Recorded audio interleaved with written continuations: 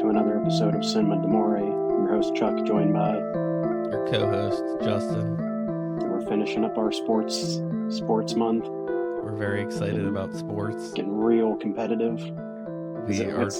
We've had a competition for who picked the best sports movies. We've argued about it. We've argued about what a sport is. We more so argued what a sport was than who picked the best sports movie. I think it was me. I would put this up there. I mean, I'm the only person. I picked a real sport, and it had the real people in it. So I do think mine was the sportiest movie. Maybe. Both of mine were true stories. You picked something made up. Who picks up made up movies? Well, there's always next year. I'll have to improve and do everything based on a true story. Yeah, that's the entire next year. Everything based on a true story. That'd be very difficult to do. Especially if you were in the genres. You start getting weird genres and you're like, horror, but this one's true. This one happened. Or we could just be deceitful as a podcast host. We could just be like, yeah, this is all true. I mean, they changed a few things, but yeah, this Michael Myers guy, he really did do all this shit to Haddonfield. Chuck, we are talking about Senna, the 2010 documentary about Ayrton Senna. We did Black Swan last week, which also came out 2010, but this Black Swan came out a hair sooner. Just barely beat it out. Hence the order. I'm interested in why you picked this movie. Obviously, it's a sport, but you've been wrestling around with this one because, well, I guess maybe your true crime was probably more what the Thin Blue Line would be. This probably wasn't your documentary choice. No. It's a really good documentary. It's one of the few that doesn't use any current footage, any interviews. Every bit of footage is just from the time period of exactly what you're watching, which I think is definitely I don't even want to say better choice, but it definitely, I think, makes for a better watch rather than that's where some documentaries can get into that repetitive nature of, here's this guy sitting here talking about something. But I think you're always more interested in seeing the thing that they're talking about, not just watching a person talk about that thing. Depends on what you're looking for. Something like the Thin Blue Line, it helps to see those people's faces because you can almost kind of tell that's all about the truth and their perception. And sometimes you see those people and you just go, oh, I don't think that guy's telling the truth at all. I could just tell by looking at the guy, he doesn't seem trustworthy. But this isn't that type of film, so it's not necessary to see who any of these people are, or really, they're not the character in the movie. The main character is Senna, who's dead, so he can't be interviewed. So I think it helps to not distract away from his story. Yeah, we've got all of his interviews from his career. What's really sad to me, and I'm not going to talk about the climax of this movie yet, which is also sad, but the fact that while they were filming this, that was pretty late 80s, early 90s. I mean, at the time, I felt like cameras and everything were actually pretty good. So it's really sad to see a time when I'm a small child and it looks like it was filmed. It looks like it was filmed in the 60s or 50s, or this looks like it was filmed a long time ago to me. But, I was just thinking about the quality of seeing some of these races. And the footage of the races that don't look the greatest, I'm pretty sure were what was broadcast. So yeah, it just shows you the quality of things have changed. It's not a bad looking film. There's not really anything that's. I'm actually kind of impressed because we are also at the age where we don't necessarily have GoPros. So all these vehicles that have the camera rigs and stuff on them. I don't know what they were recording with. I'd to imagine it's just a full-on VHS camcorder. I don't know what type of. I wondered that too, because I think this is probably that time period in the 80s was when they would have first been using that kind of technology. And I wondered the same thing. I was like, what? Yeah, what are they recording with, or what do they have that running to? I did wonder how they managed to pull that off that long ago. With nowadays, like you said, there'd be just a bunch of GoPros hooked up, or there's cameras that they put in the track that are like in the concrete there that are tiny cameras, so you can put them anywhere you want. They have cameras on the driver's helmets. They have all that stuff. So the fact that they did actually have footage on his car and on the other drivers' cars at that time period, I was like, oh my god, I didn't. I felt like this was a much later advancement in technology than what they could do in the 80s. Well, when you see too the cameras, like you see studio cameras recording the races, and they are massive. Yeah. It makes me think of like Johnny Carson or something.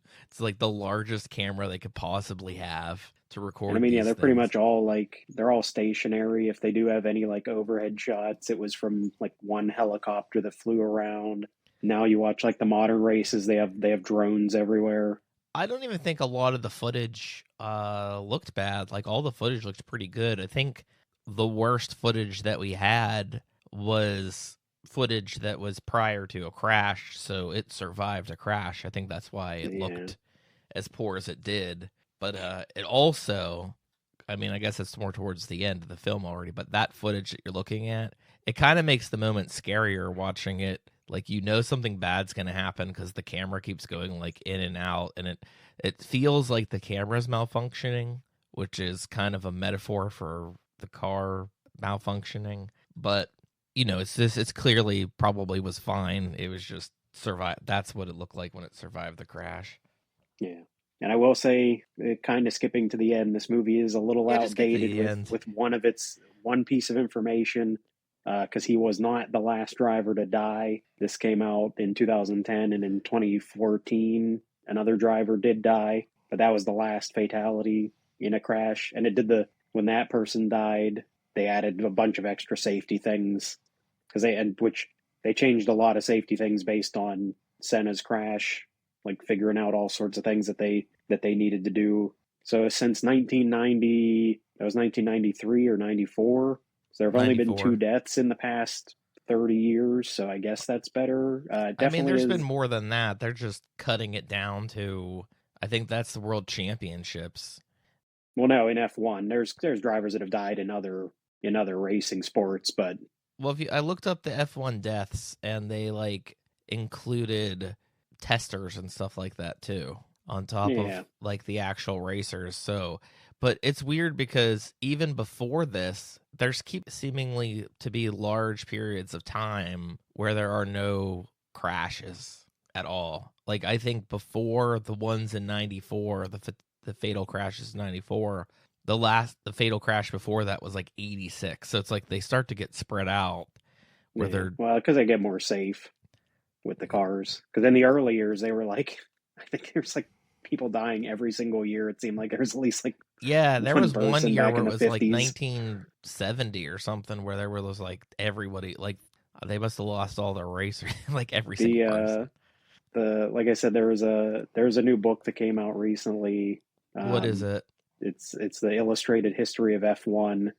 It's by Will Buxton, who's the guy that's he's been in all the Drive to Survive seasons. He's like the F1 expert that they're always interviewing. That's like writes about all the F1 drivers, and it goes over like every champion from the beginning to current day, and like the drivers, and it's like 50% of them died within like a year of winning the championship. Or then he also has drivers that, you know, could have been champion, and it's always this guy could have been champion. Too bad he died in like at the age of 25, like in his first season, but he definitely could have been champion.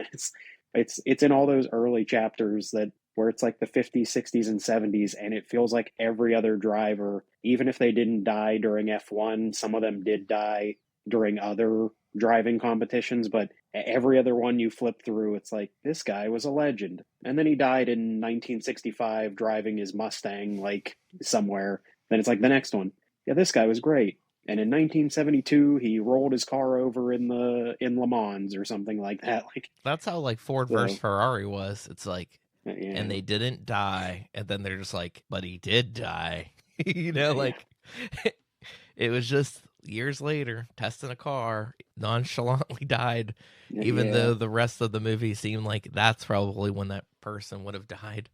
I did There's see that they've been I was the first world championship 1950 yeah, and I was just looking at the people that were winning the championship, just the ones that won the overall championship, and it shows their ages when they won, and when it starts F1, it's all 40s, like Yeah, 44, I think is like the they're all first like old men year. Yeah, and now they're all like, in their 20s. yeah, like you'll get like 25, 26, 27, they're done. Their careers, they're not racing anymore. Yeah, I yeah, don't know if, well, I want to see the young racers too, because I imagine it would be like the horse track racers where they needed like the tiniest people. Because even in this documentary, there's a part where Ayrton's talking about women driving. He vaguely sounds like he's going to be like extremely sexist, but then he just is like, I don't know why they're not doing it. And it's like, yeah, you think they would be almost set up to be better racers because if they're tinier. yeah. But it's well, they've talked about they're trying to do that right now because they have a thing called the F1 Academy that's like it follows around the F1 teams and they race on the same tracks, but they race shorter races. And I think they said their cars are like there's like F1, F2, F3, and F4, and I think they said their cars are equivalent to F3 cars. So they said they're not as fast and they're not as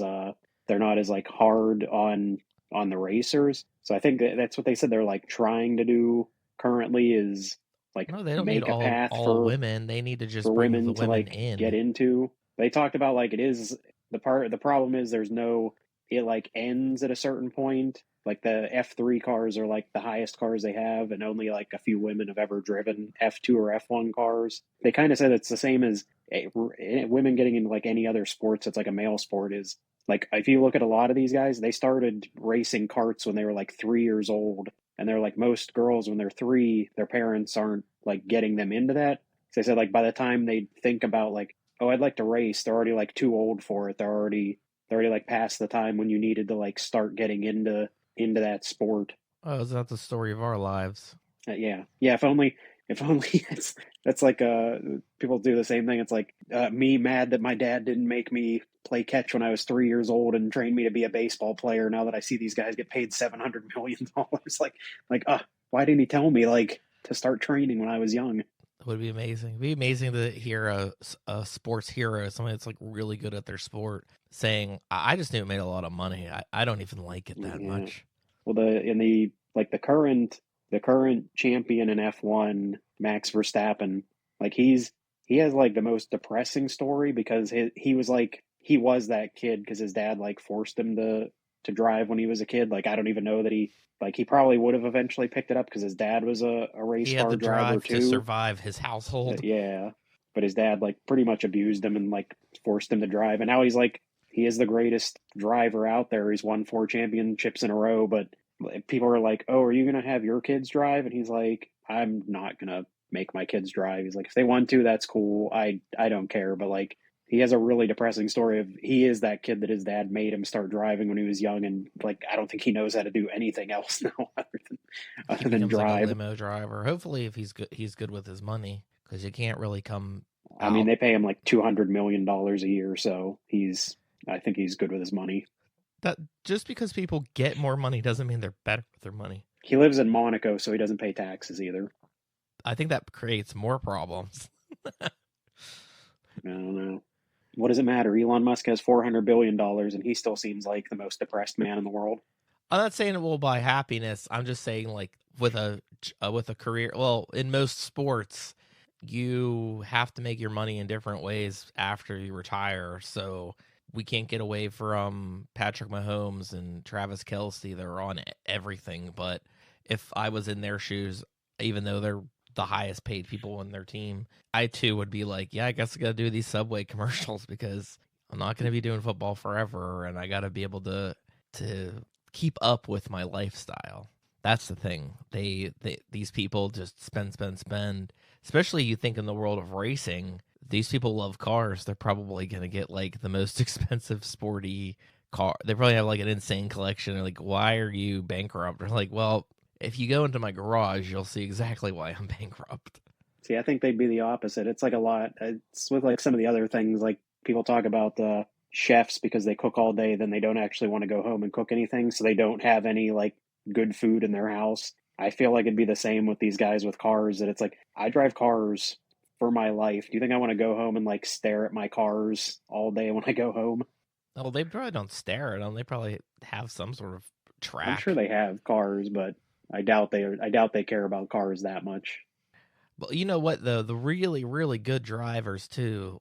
I always think the driver thing's always funny because in most movies that you see, it's like they're the best driver, and all they really just show them doing is driving the car around. But when you watch the documentary, well, this one doesn't show it so much, but it does remind me like the formula of F1 Drive to Survive feels like it copies this a lot or takes a lot from this, where when they're having issues with the cars, you see that the driver goes in there and they got to feel out the car. So like their professional knowledge isn't just how to best get around the track. It's to like literally feel the car and try to be like, there's something wrong with this braking system. Like something is like it's gripping really weird here in the front.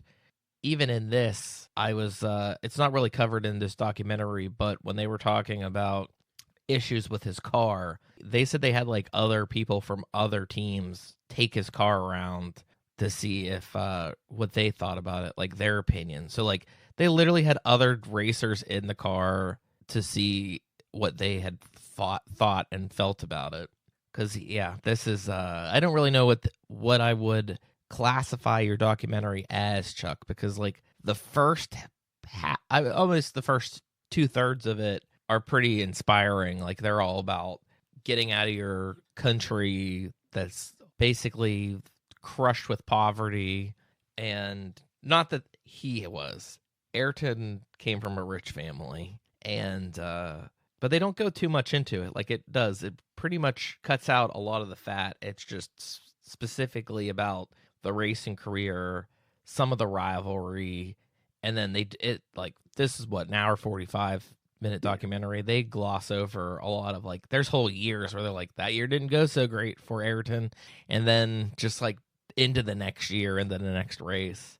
I did like his competitive nature with Prost, who was like the world champion at the time that he, He you know, feels he is like the most French man you've ever seen in your life.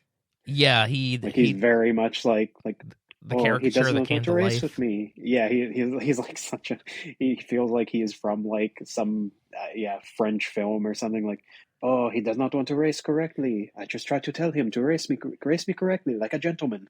I like how they try to make it out to be that like they're the most attractive people in the world, and I'm like, maybe for the time, I don't know. What's the same as well, kind of like you were saying, how like a lot of these drivers back in these days were like older for being in the racing, and it's one of those, like, you know, they're like, that's Senna at 28. I'm like, 28? He already looks like he's 40. Like, Yeah, I they guess that did. was 28 in 1985. This period of time, it makes it real tense between the two because this is their prime. Actually, this whole documentary is pretty much taking place during their prime. I Yeah, think Prost had won like two championships before Senna gets involved in F1, or at least starts winning championships and gets on his team. yeah, And then it's like the rivalry is real weird too because I think Senna won 3 world championships and Prost won 4, but Prost more or less stole one from I don't know, the yeah. refs, I guess is like how you want They to. had the argument about, yeah, whether he left the track and rejoined the race, which everyone flat out says, they're like, well, what do you want him to do? Like drive backwards on the track against the other cars driving? Like, how is he supposed to get back onto the track unless he drives around there? Like, it's impossible for him to get back on the track any other way. And that one the one guy, Like the I French can't think of his commissioner. the commissioner, yeah, I can't think of his name exactly.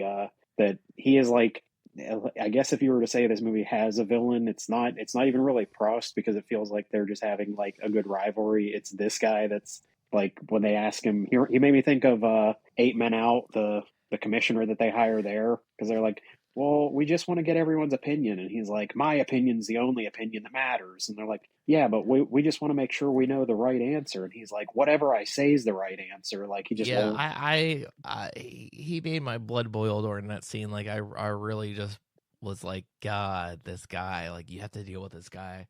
who I doesn't did like sound his smart and is like, I'm the smartest. Senna's, like I don't think it was like his lawyer. I think it was maybe his manager or something like that that was showing that footage of the other racers, which I think one of them was Prost, and he's like, well, we were told that you're not allowed to rejoin the race after you run off, and that's for everybody. Everybody has to follow that rule. And he's like showing that footage from a race last year where they very clearly both drivers drove off the track and rejoined at the exact same place like he did. And he's like, that's the rule the commissioner says is everybody has to do the same thing, just like these guys did. And Also, the like he's footage just that like they mocking have him. from his car, it's the barriers that they have to drive around. It's not like it would be a quicker, like they purposely designed it so that you couldn't just It's not a cut. shortcut. Yeah, you couldn't shortcut the racetrack. And then the commissioner saying like it's not fair if they don't get He's back like, because you on the didn't drive track with every with mile of the track. He's like, you have to drive every single mile of the track. Like, even though, like you said, technically it's like they're driving more miles by going off the track and then rejoining. It doesn't make any sense. It very much is. That stuff still goes on. That goes on in any sport. There's still going to be times. I mean, how many? That's all you see. We've brought up sports with the Chiefs. That's like everyone's thing every week. Is man, the Chiefs like get every call to go their way, and they haven't had a single call go against them, even when it seems very obvious that it should be going against them. yeah, and I'm sure they have favorites, but I don't know how they determine all that stuff. I mean, we're at the point too where we probably don't even need people judging these things. We could probably just totally have computers and like Well, they. you can only do so far. There was there was a story of there was a bald ref on the field at a soccer game, and the AI that they had kept tracking his head as the ball. Well, So that's it's not 100% there yet. no, but if you want to ever see anything interesting, watch go on YouTube and look up like the visual effects for sports. It's insane the way that they track these players and keep their stats. Like it is mostly computers because when they are saying this person ran this much, this person did this much passing, like there's not a guy calculating this shit. It's literally a computer that There used to has be though. That's another AI is just stealing it. There used to be a dude that just sat there and had to go, who was that? He had this many yards plus this. Like, no, it's immigrants, Chuck. It is not computers. That's not the you're issue. right. That's who we've stolen the jobs from. Personally, Chuck, you don't drive and you picked the driving movie. Yeah, I'm living through them. You're vicariously living through Yeah, the drivers. I feel like you let at them least do all need the some all the dangerous work. you at least need to do some sort of setup where you're like Gran Turismo kid from the Gran Yeah, Turismo movie where you're just playing Gran Turismo all the time and you're the best Gran Turismo player. it's been a while. There's no one near here. I did used to enjoy go karting. It's It's always a good so time. expensive anymore. It is. Yeah, to go anywhere and get the one of those. They have those huge facilities where you could do it, but it's like $200 just to get on the track for like an hour because you got to pay them gas. You got to pay they have like insurance. You know, it does make me think though, like I feel like I had just recently got into F1 a couple years. I don't watch all the races. I really just like the show and I mean, I can't get around hearing who won this race and won that race. So it's not really ever surprising who wins the race at the end of the season. But just going back, like the karting aspect of it, it's kind of crazy because it feels like some to me the go-karting seems like something kids would do, but it's clearly like a bunch of adults that are like really They do it really. like well into like like And then I think much of things later. like Mario Kart, and I'm like, Mario Kart is essentially F1. Not to Yeah, like, they're not fixing your cars or anything, but it's that exact sort of point tally system and the different tracks and stuff. And there's go karts. So, or yesterday, I had the TV on and it was just going through movies, and it had one of the greatest F1 movies of all time on Speed Racer. So, but it it's like is. there It's a you great think racing movie. well, you even think about the TV show, like, yeah, I mean, one of the big tracks is the one that's in Japan, so it's not that surprising that Yeah, they're like Mario Kart and Speed Racer definitely came from this. the Japanese track. Yeah, everybody Japan like loves F1. They still go. I mean, they bring it up whenever they show it in like Drive to Survive. Like those fans make those like homemade hats with their favorite racers on them, or like you see guys like wearing a hat that is like a full scale model of their cars on there. Like the Japanese fans go nuts for F1. And apparently, yeah, they loved. I think there's a statue of Senna in Japan. There's like one in Brazil, and then I think there's one in Japan because him and the founder of Honda were like best friends when Honda was the did the engines for McLaren. They were like real close, so they like love him over there. And they did. I did love that they keep bringing up. They're like, and we're in Japan again for like the biggest race of the season. Like it keeps being a focal point multiple times. But like when I look at this thing and it becomes like the small scale version of F1 Drive to Survive, like that's exactly what it is. Whenever Prost goes over to Williams' team, he has like there's that It's rivalry. pretty much So his only thing is like you can never hire Senna to be my teammate. Is like his yeah, only Senna demand. can't be my teammate, and then Senna's pissed because he's like literally losing because of not the Yeah, because driving they have but the the best car. vehicles. Yeah. Yeah, they have the best car, but he can't get on their team because they won't let him on the team as long as Prost is there. But the Formula One racing is so strange to me too, because it's like a lot of these companies they're not even racing anymore. They're not even in. They're not even competing. Or you think of something like Mercedes was doing very well for a while. I don't know how long Red Bull's been doing it, 15 years or something. But Red Bull's Since like like 2010 or something. the Red Bull racing team is strange because it's just like they're not really. I mean, there's more synonymous They don't with make cars extreme anywhere else. sports. Yeah, they don't it's yeah, it's interesting because a lot of out of like the 10 teams that are in F1 right now, most of them are car manufacturers like Mercedes, McLaren, Ferrari, and then you have these teams like Red Bull that yeah, they don't make cars. They're an energy Marlboro. drink company and they're in the other stuff, but they're associated like they have a race team that's one of the best in the world for whatever reason. Like, but it's a separate business venture that just has their name on it that they manage to do very well with. But I think yeah, that's another thing that this makes this so interesting is like when you get to the racer's definitely interesting, but the manufacturing of the cars and stuff, and I don't know, they don't really go over it too much in this documentary, but currently they're only allowed to spend like X amount of money on their cars so that there's like an equality to it's like a the salary races. cap. Yeah, you can't so that nobody can just throw money at which again was essentially what Williams was doing at one point is they just had all the money that they kept throwing to make these the crazy suspension system on their car that McLaren just couldn't afford to build for him. So he kept Yeah. losing towards the end there. And then they strip it of all the stuff through the regulations, and we're like, that's a death trap now. Good luck with that car. Yeah, yeah. Now the car is super hard to control. Yeah, they keep changing all the regulations all the time.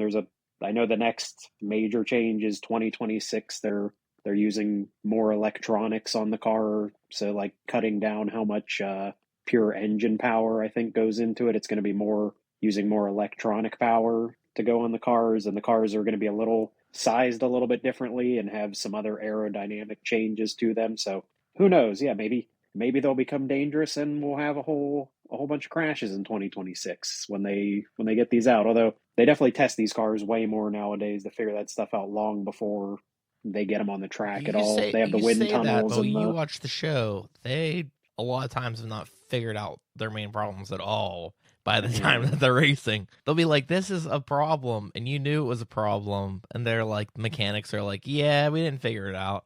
yeah. We tried, we gave up, but your car looks cool, Yeah. right?" I mean, think I mean, about this.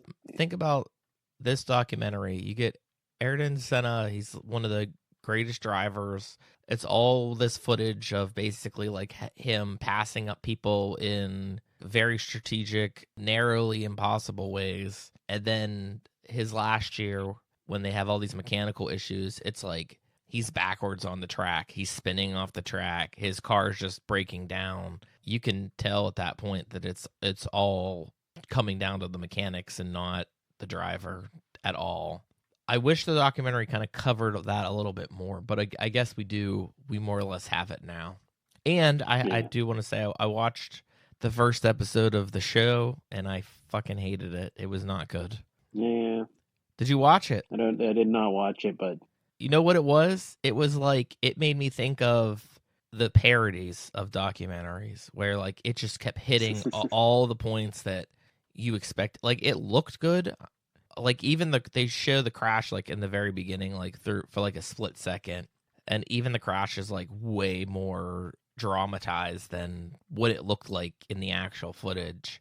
But everything was like they definitely ripped things out of this documentary to throw it into the live action Yeah. remake. I don't know what we call it, the show.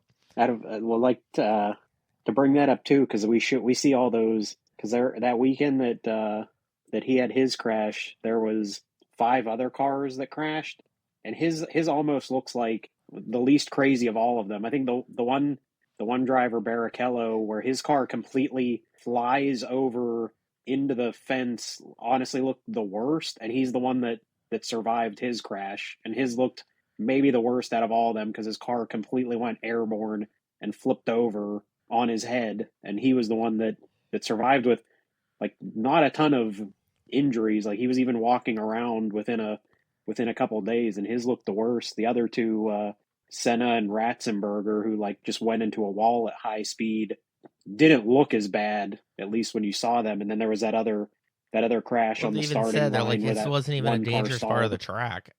Yeah, So Senna dies. I would actually be very surprised if people were watching this documentary and didn't kind of know that or suspect it. Like that's kind of what it felt like it was leading towards. But they don't really get too much into, like you said, they choose to just go with the footage that they have. So they don't really, I think there's like one news report footage that they use at the end. But for the most part, they don't try to like explain that his like steering column snapped when he hit the wall. He hit it at like the perfect height to yeah, basically, I don't know, try not to be graphic, but crush his skull more or less. That's what they said. They were like, if it was just a hair in either other direction, he would have survived it. But how long would yeah. he have survived? You know what I mean? Like he'd have survived that crash, and then it would probably just have been some other faulty accident. And the guy that died the day before, where's his documentary? See, they're only Yeah. interested in winners, so They didn't bring it up in this documentary, but like they've brought up the story in other places that when Senna died, he had an Austrian flag in his car because he was going to wave it for that guy, but then he died. But like again, that's one of the most absurd, like that they had that many crashes on one weekend in a race, and I mean, five different people crashed, two of them died, and one got more severely injured than that the one other one. crash And that like right from the get it's like go, what like happened? the one person didn't even like His car drive. stalled and that other one went Yeah, straight into the back of him. Yeah, and it is crazy too yeah. because they'll always be like the footage is hard to tell how serious it is, and they're always like, "This is a very serious crash," Well, and that you're just sort and of like like, "Are they being dramatic or is it?" there's people that you could tell the people that aren't like medical personnel because like I said that one the one crash when the car completely flipped over and they rolled his car back over with him still in it obviously to get him off his head, but like there's no one there trained to like make sure they like stabilize his neck. They roll that car over and it looks like his head whips so hard. I'm like, he probably got more injured from them rolling his car back over than he did in the actual crash. Yeah, like nowadays it would be like we're gonna try to keep it as still as we can, and we'll just use like the jaws of life to cut them out of there. We're not. Yeah. They're just like, no, roll it over, roll it over. Like Well, even snapped like his head. the crash with Senna at the end. After he crashes, he's still like moving around a little bit. Yeah, he didn't die at the scene. The one guy says he did, but Wow, he said like his brain function. He said he knew his brain function was died, but I think they said he technically didn't he said he die felt his until like at spirit the leave the hospital. body, even though he wasn't religious. Yeah, I'm just saying that's what the guy. He's like, listen, I'm not religious, so that makes this more real. His spirit left his body. I could tell he that's wasn't that's there. the other thing. That's the other fight between like Prost and Senna. Like Prost seems like I don't know. Maybe he is an atheist. He's like, oh, he believes in God, so he thinks he's invincible on the track. Which again feels like the most French thing. Like he's like he hides behind his God. He looked genuinely upset when he died, though. Like that footage that they used of him Yeah, finding I out. think. Well, I think they weren't like that. I think they were only enemies when they were racing because they were even afterwards. Like they showed footage. Like he was in he was in the garage with him, like hugging him, and like they seemed like they were friendly. I think it was one of those, as soon as he wasn't his competition, like he didn't want to fight him anymore. As soon as he retired and they weren't enemies on the track, he seemed like he was fine with him as a friend. I mean, and he won more world championships, even though Yeah. he won I think that's by why I think a that's why he retired. He technicality. definitely stayed on. He definitely stayed on to win that one extra one, to win like a fourth one. I think he was like probably like, okay, now I can retire. I've won more than the other guys. Yeah, well, he couldn't retire on that one that didn't feel earned, I'm sure. Yeah. He had to get one more. That has to be worse. I also like, and this is very small, the footage of Senna every time he won a race pouring the champagne on his head. I'm used to them cracking the champagne and spraying it on each other. He pours the whole bottle on his head. Yeah. And I'm like, there's something really weird about what I'm seeing here. They Like don't get as fancy. They're not he's not doing he's not spraying it everywhere. He's not going crazy his with it. hats and stuff, he looks like what's his face from the Alien movie. Harry Dean Stanton. Yeah, Harry Dean Stanton. He's got his hat like four inches off his skull. Yeah. So I think this is an interesting one to finish on. I think it's a good story, and it's a good showcase. I feel like this is a good movie to show someone. Now we have Drive to Survive, but like if you wanted to show someone, kind of get them into F1, this kind of covers a little bit of the history. There was another documentary that popped up on Netflix that's an earlier one, I think from the 60s or 70s. I think it's like Juan Manuel Fangio. I think that was one about him that popped up. So I don't know if that one's as good. I'll have to look into that one. But We'll have to there's make not another one. I a mean, I guess we can't make another one. If there's F1 Drive to Survive, they have all the footage. So, like, what are you yeah can't compete with them. on any of the current racers. Yeah, we'll just have that to go back to. But yeah, there's not a there. I feel like there's a lot of good stories in F1 with a lot of these drivers, but there aren't a ton of movies made about them. The only other one, and I think it was decent, was Rush, Ron Howard's movie. Ron Howard. Yeah, I do have a good old question. Do you Ronnie. know if this is all what this footage of Senna was from? Like, were they trying to do a documentary on him because they found him interesting, or did they do it post mortem and all this footage was for what? Like, all this behind the scenes footage of stuff. I mean, some I think they things. just had it all. Yeah, I think they were just filming everything for. They probably had no. I. That's almost the more surprising part, is that it still existed, that it wasn't like recorded over or destroyed. But I don't think they had any intention. I think they were just filming everything because, like I said, that time period in the '80s was when they were really trying to. They were doing like the broadcasts more globally, and were starting the things like putting the cameras on the cars, and I think they were just putting cameras everywhere to try to film everything. But I am surprised that it survived, because again, a lot of that old footage you would have thought could have been like recorded over, or reused the film or something like that. Oh, even the guy that, yeah, another example, the guy that died the day before him in the 30th of April, he was like the MTV team. So that's like another team that's like, Yeah, what? The yeah, music definitely. video That's how people? you can tell it was from the '90s. Yeah, that that MTV had sponsorship on a car pretty prominently. Yeah. But yeah, and then Uh, I brought up earlier, it wasn't the Marlboro made me laugh. I was just like, did they like shove a cigarette in his mouth every time that he finishes a race? Like, I'm thinking like Marlboro, and then Pepsi, where they're the always like other. shoving Pepsi cans and Red Bull. Red Bull has to I be in can't their remember hand. which. There's another team that had Camel. I can't remember if that was one of the Williams cars. One of them had Camel as like their Yeah, main sponsor, and their whole car was like gold and just had the Camel logo on it. if you're Like, gonna oh, sell me on cigarettes, it's those good either got old to be a days. race car driver, a cowboy, or Camel. Yeah, something about the '90s where Marlboro was on everything. It's on. There's like pictures. It's in like football stadiums too of teams winning championships back then. And it's like, God, look at that giant Marlboro billboard right in the end zone, like I just mean, so remember they prominently had displayed. they make fun of them because they had the point system where like you like the magazine, and if you Yeah, saved you basically like the cereal boxes, you clipped your Marlboro coupons smoke had so your many. Yeah, Marlboro points.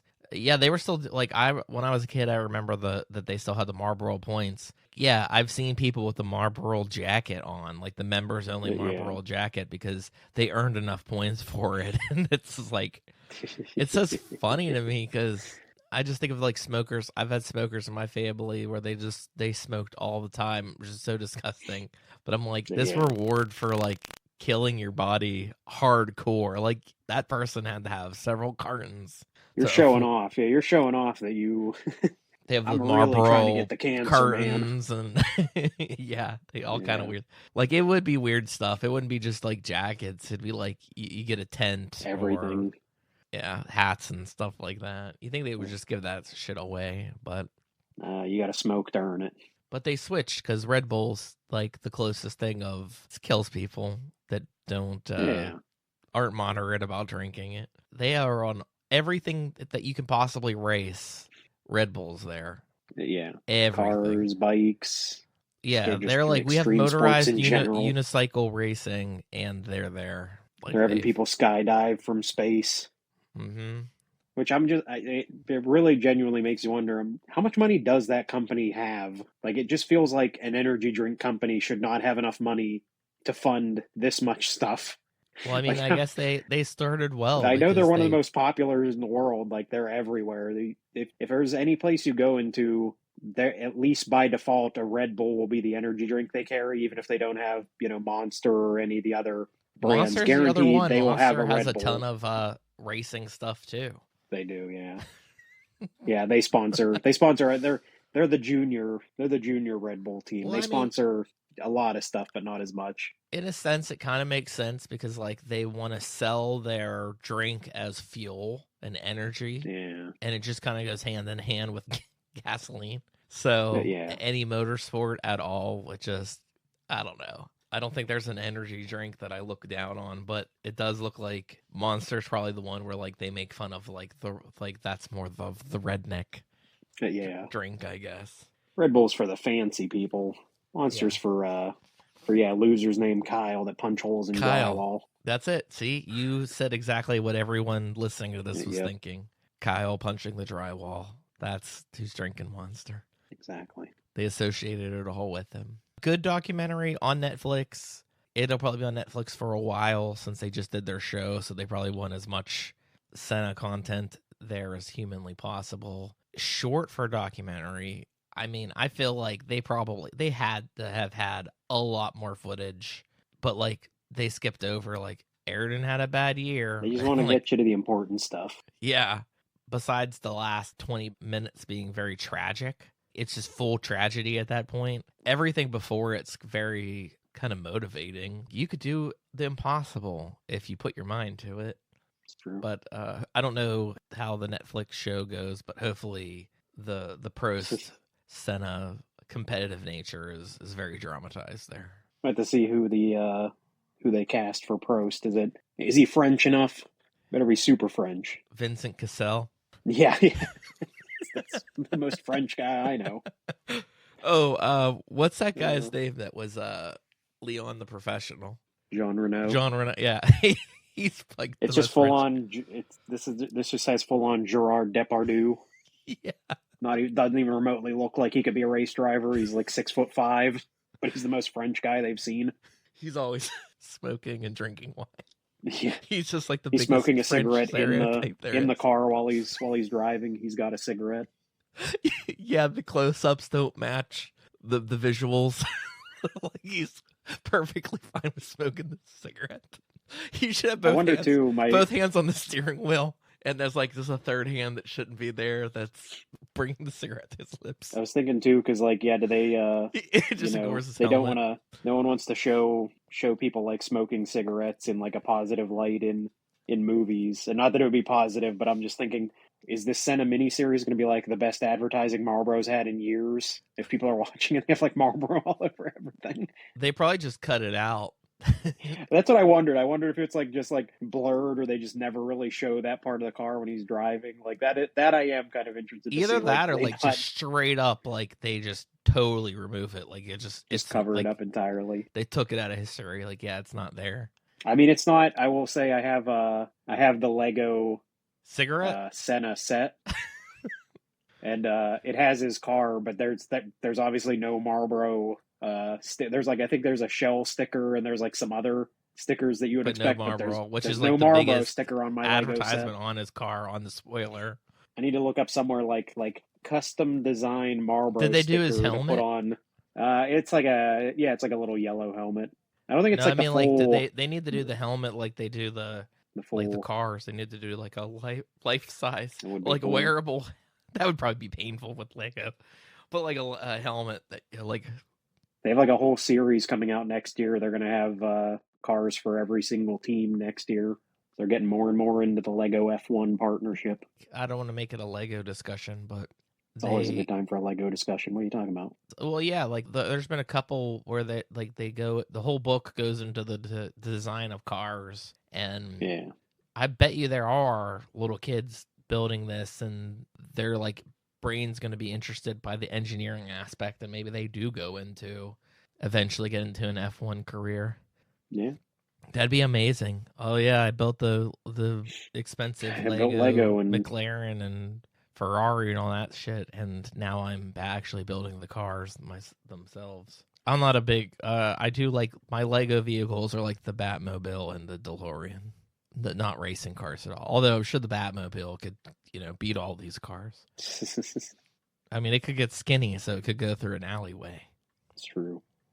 And it makes me think of a billionaire. Like, way to just waste a lot of your vehicle for no reason at all.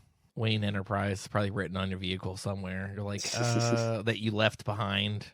This is the only thing that I really watched about him. Like, I knew that he died tragically. I knew that he was a world champion, but the stuff that I found the most interesting was like the technical stuff, like where he won the race, and they're like, "Nah, we're gonna fight it and say that you didn't win the race."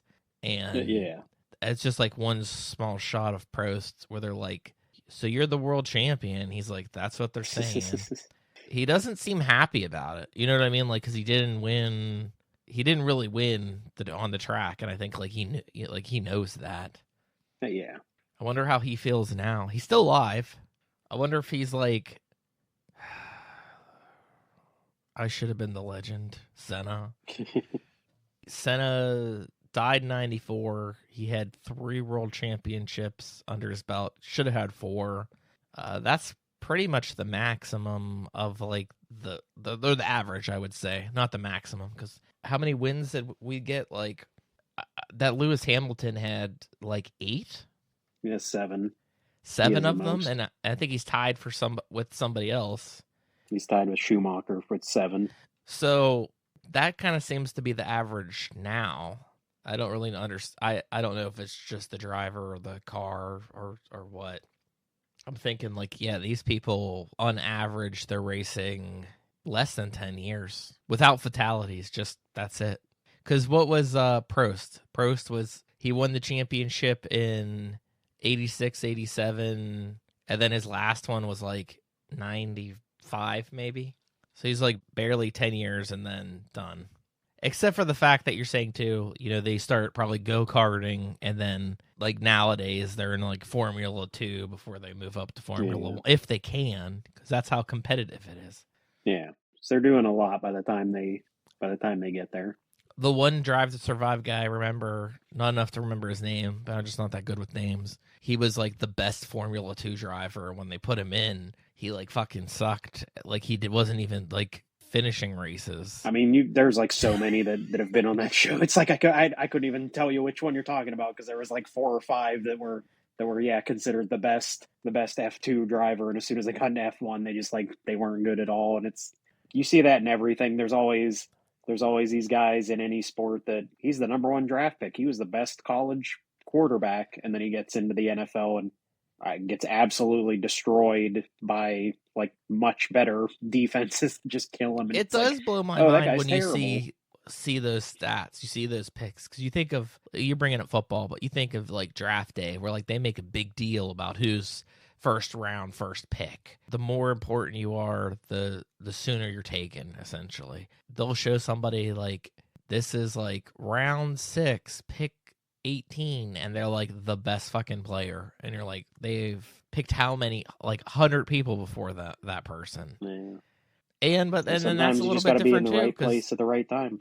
the injuries are a little bit different. Like, yeah, they have more severe injuries in F1, but some of them it's like, yeah, they fractured their rib cage, but they can still drive. So, Yeah. we're putting them back out there.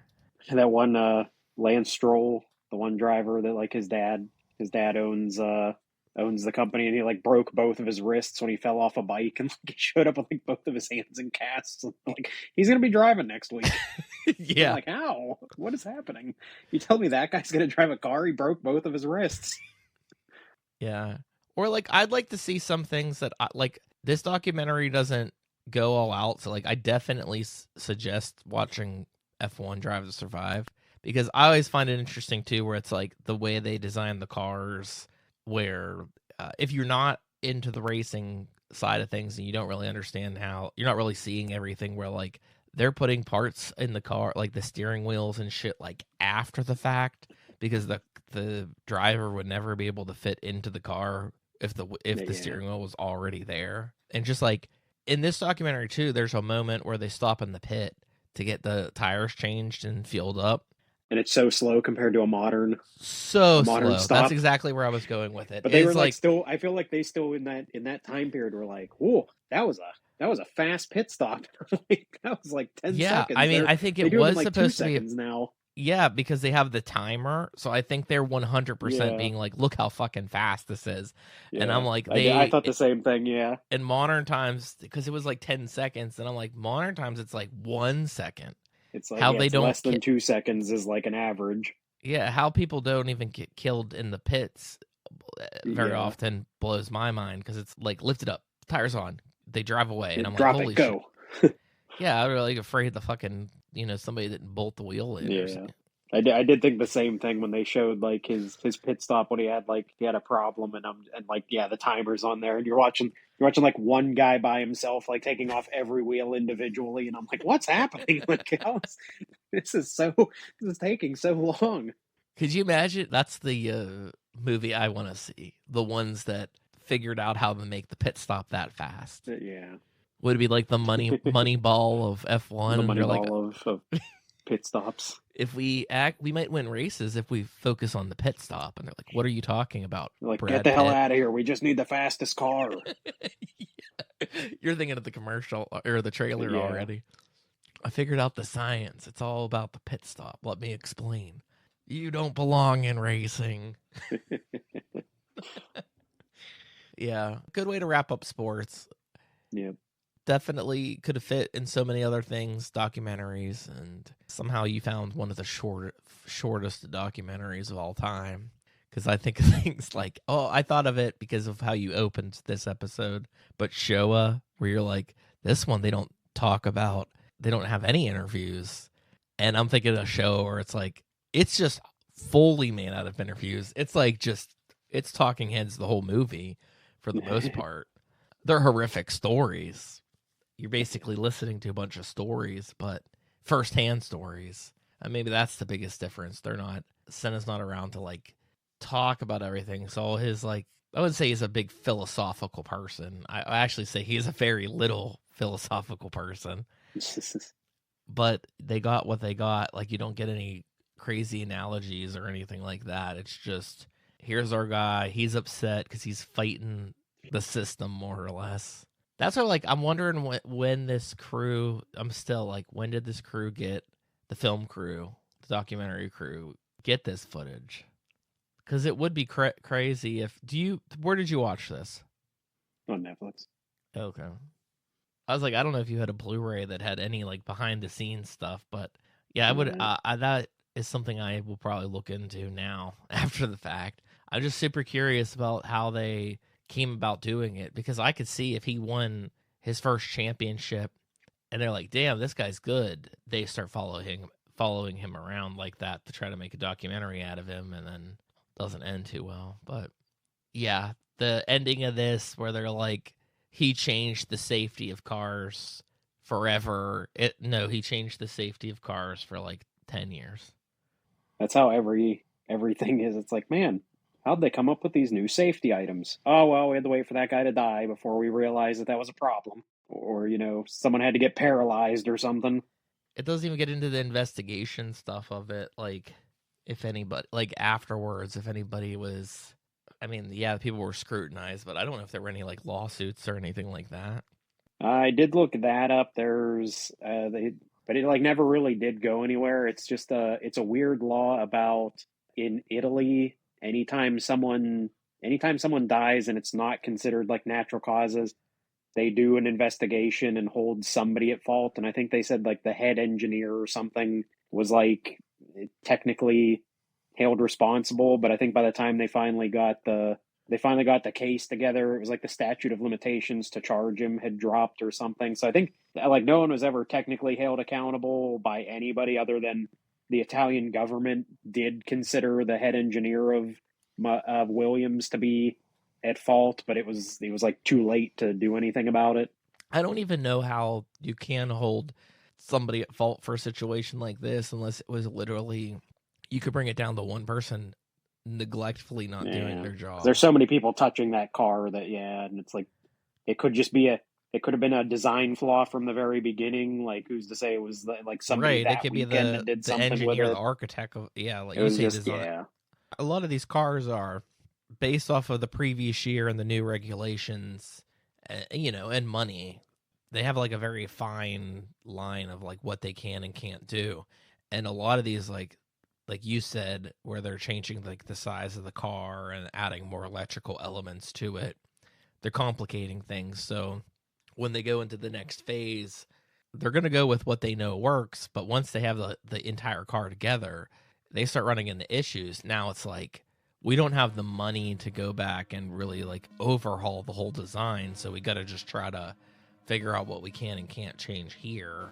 And then it becomes like a situation of like they just duct taped the car. I mean, that's metaphorically duct taped the car together to be the bare minimum. But like, yeah, watching that footage, I mean, maybe it's just a documentary because it's short. All the footage of that year of all these cars not being able to drive. I didn't know 100% what the issue was going to be with how he died, but I was thinking that he was going to trying to do dangerous things to get on top, because they talk about that guy Bennington, who I think wins or is it for Bennington? The name's Bennington. that was the car brand or whatever.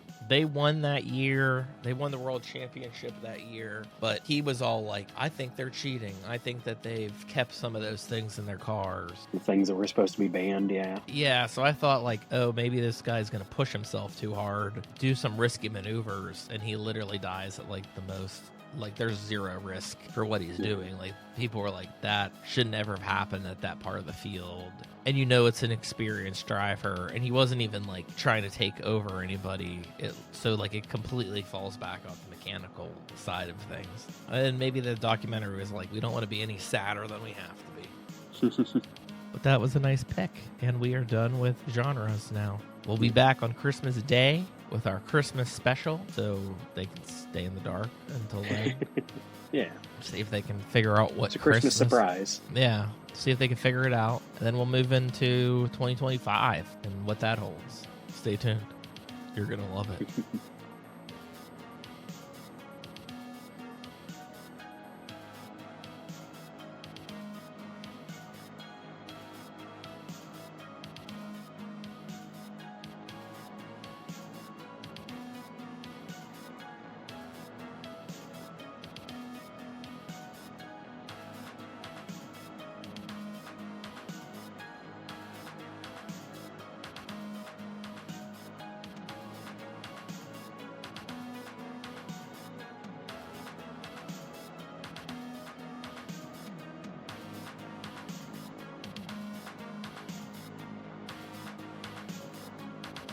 We are Cinema d'Amore. Follow us on Facebook and Twitter to stay up to date with news and information on upcoming episodes.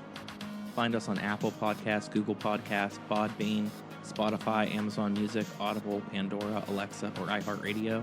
It would be greatly appreciated if you subscribe to our podcast on your platform of choice.